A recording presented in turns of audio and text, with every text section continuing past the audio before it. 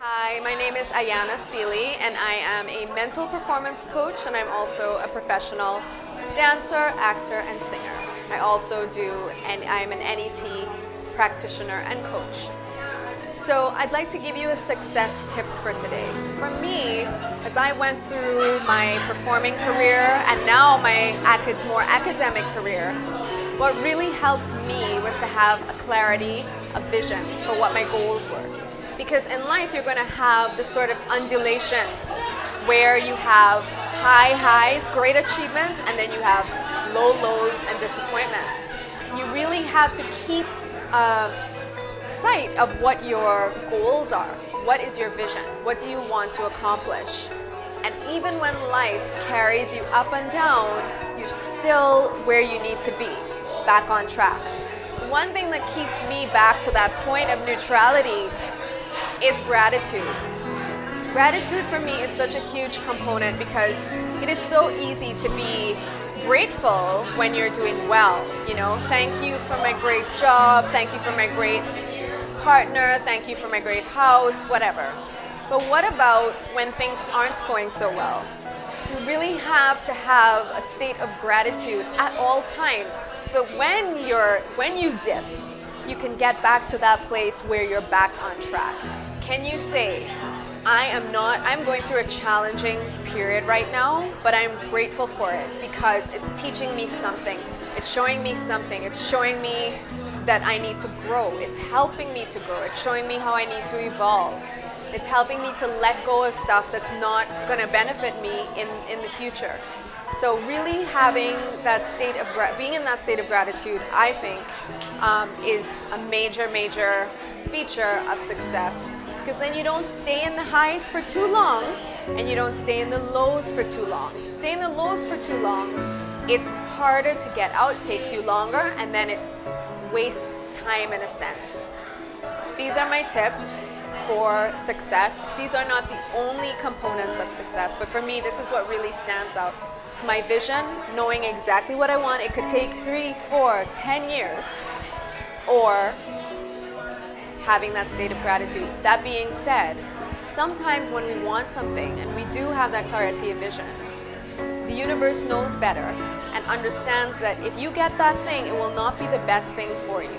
And it'll reroute you so that even though you're putting in the energy and the time to do whatever it is or achieve whatever it is that you're trying to achieve, it will reroute you so that something better, more appropriate, more suited to you actually happens. So be open to that and embrace and accept things as they come. Thank you.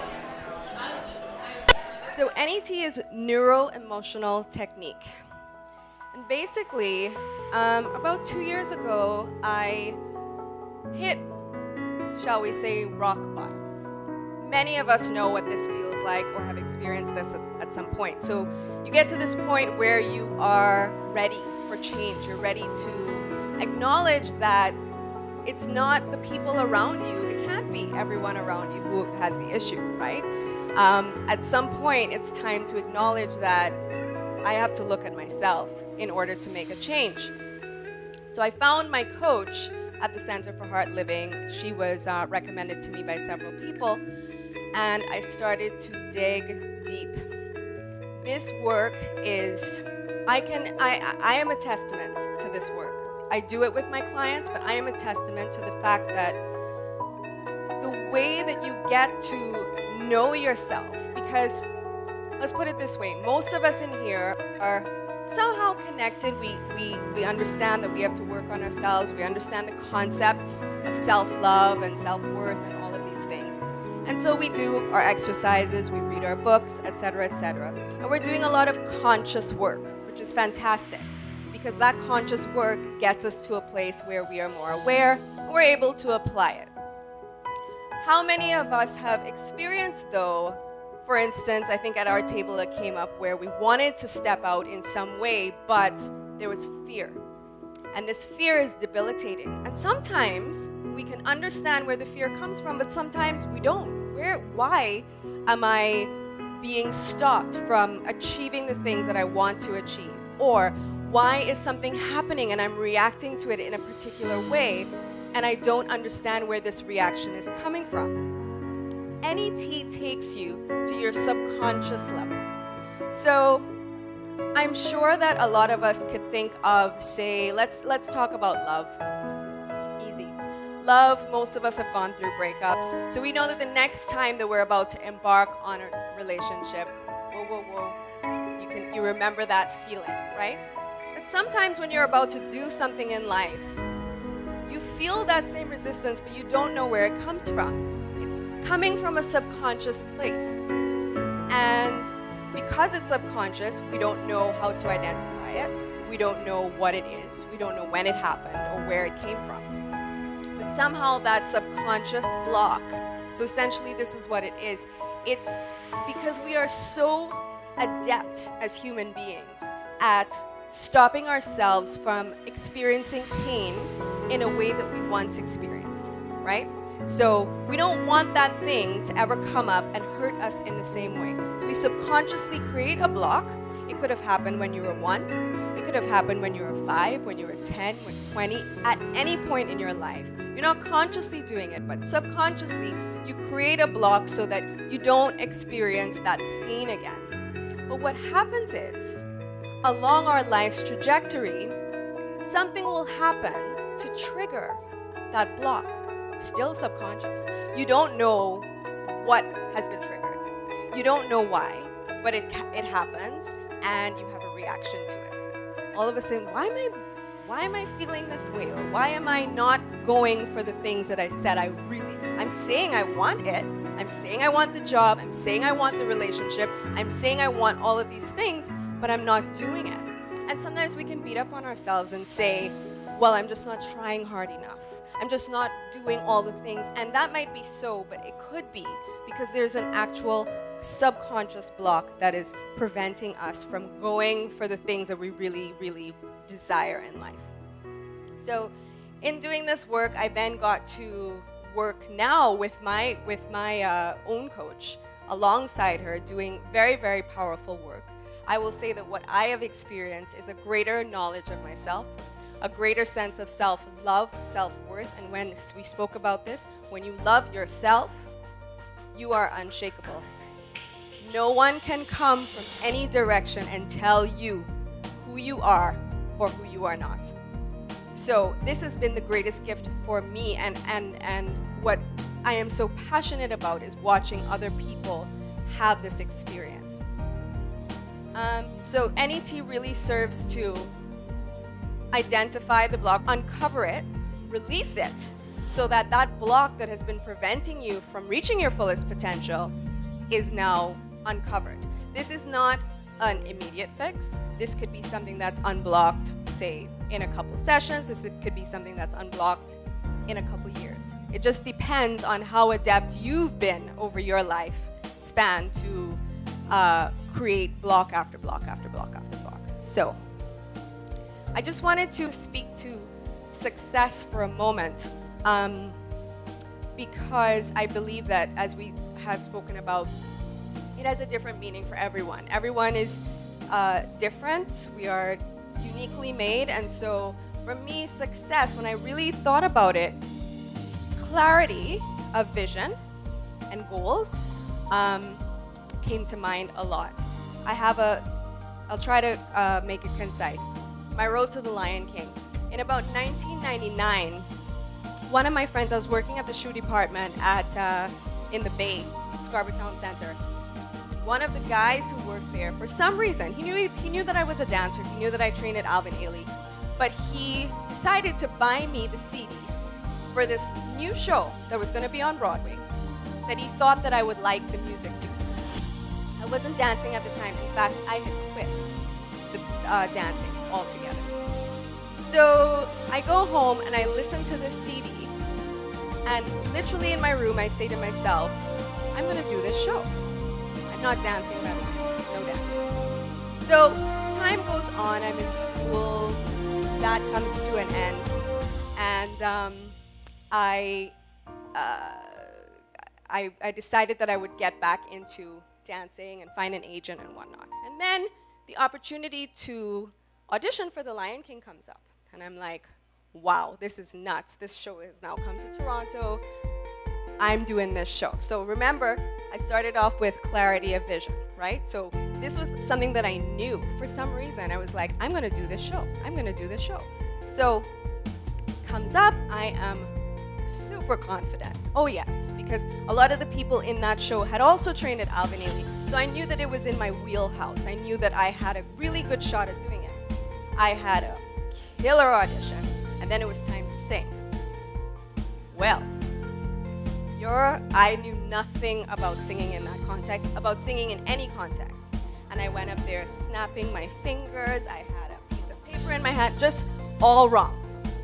So they called my agent, and he knew my passion for being in this show, and he very sadly gave me the news that I didn't get the show. But he told me, they really liked you.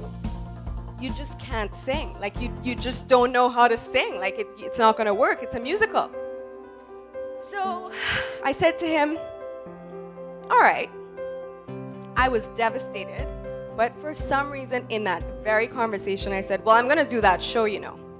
And he, it was like paining him to tell me, okay, it's okay. So I it was tough, and for about a year, I sort of waffled through doing a little gig here and a little gig here, and it just got to the point where I was like, Ayanna, if you don't get a big show, you're done. That's it. You're going back to school. No more of this waffling through life.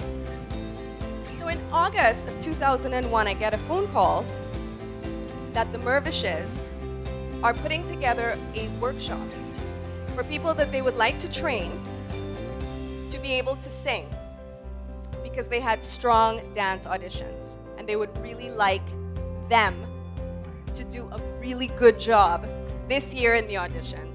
So they're going to train them for free. So I was one of those people. We were trained what would cost thousands of dollars for an entire week, doing workshop style stuff, literally like banging us over the head with how to do this. Okay, so that is the week before. So then Monday, September 10th comes around, 2001. The audition is the next day, on the 10th. It's the Sunday. And all of a sudden, I have laryngitis. No voice. I'm a weeping mess on my living room floor, and I'm saying, God, why? Honestly, why? Okay. Next morning I wake up, the same thing, but I'm gonna do this show. I don't know why, I don't know how, but I'm gonna do it. So I walk, do the audition, amazing, great, come to sing, no voice. Okay, so they're like, seriously, woman? Seriously? Like, really, after all that we've done?